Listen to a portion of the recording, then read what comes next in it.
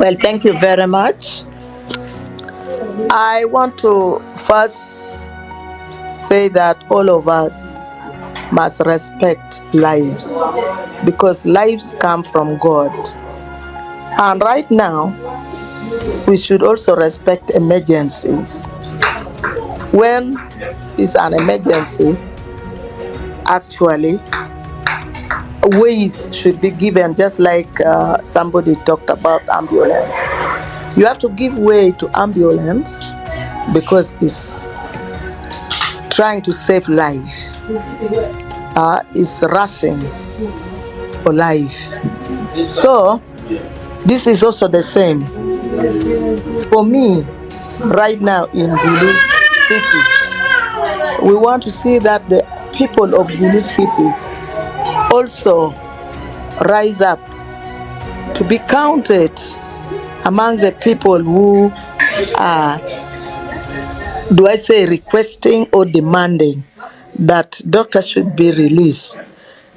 We are going to continue the struggle. We are not going to give up.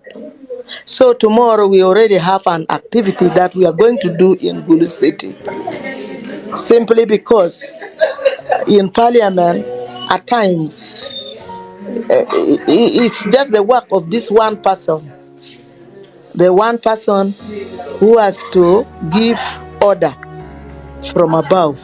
So now that it is this one person who is standing in the way of on the way of saving the life of Dr. Kizza Besigye, we should not rely entirely on Parliament. We cannot do that. We should try to look for other ways. But otherwise, I am so grateful for the legal minds who have completely defeated the dictatorship in terms of reasoning, because the legal minds have reasoned these people completely.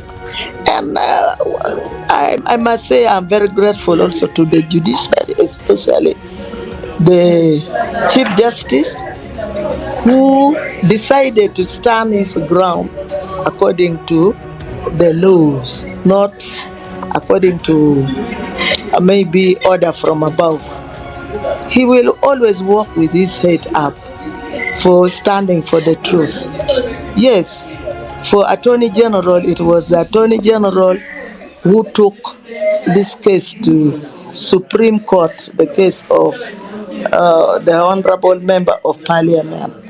So whatever he always say in Parliament could also be order from above, or it's just defending his side of the coin, or being annoyed that he was defeated in court.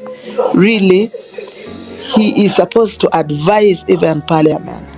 But how can somebody who is against the people of Uganda advise to do the right things for the people of Uganda? So, in my own mind, I think at this time we are not under the constitution, the rule of laws. Institutions are not working. It is just that one man or one family rule, which is not what we have put in the constitution. The constitution was defiled a long time ago. That defilement has made us so vulnerable. I don't also sometimes blame the people of Uganda for not rising up, because the guns, which are supposed to be for protection of lives, protection of people of Uganda, actually turn around and the guns become dangerous to people of Uganda. If you see the kind of arrest, Dr. Kizza Besigye was abducted, but the kind of arrest, they arrest our people on the street. If you just stand up once only that you are going to demonstrate, a peaceful demonstration, you are bundled very quickly. Sometimes they almost want to tear you, they pinch you, they do all sorts of things on you, and they push you under the seats in their pickups, and take rush with you to wherever destination they decide.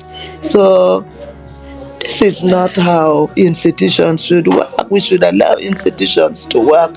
We should allow the international law, which we are signatory to work. Also, the regional and our national, the domestic, the East Africa. So you see, it's very sad, but we are going to continue struggling to see that doctor doesn't die, that doctor um, comes out alive and should be taken to medical attention and his life should be saved. He's a doctor. He has his sister who is also a doctor. I am very sure the sister has now really cried with a lot of tears, a younger sister. So, all of us, let us pray. Prayer alone without action is not enough. It should be prayers with action. Prayers with action. Let us pray and also have some plans, strategies of seeing to it that doctor is released. If all the countrywide, and in all the districts, in all the cities, in all the places, at least people do something to the release of doctor, some kind of action for the release of doctor. I am sure Uganda, even the dictators will get ashamed and they will release doctor.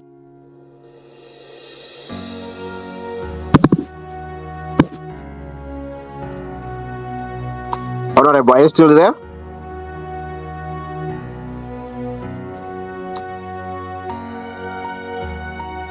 Okay.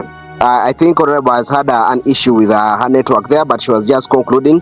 Thank you so much. Maybe we now cross over to Simon. Thank you. Oh, Thank you. okay.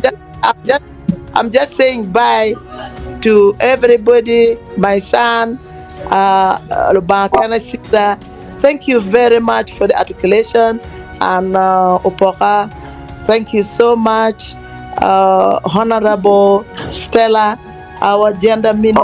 Honorable, you'll have 1 minute. You'll have 1 minute to say bye.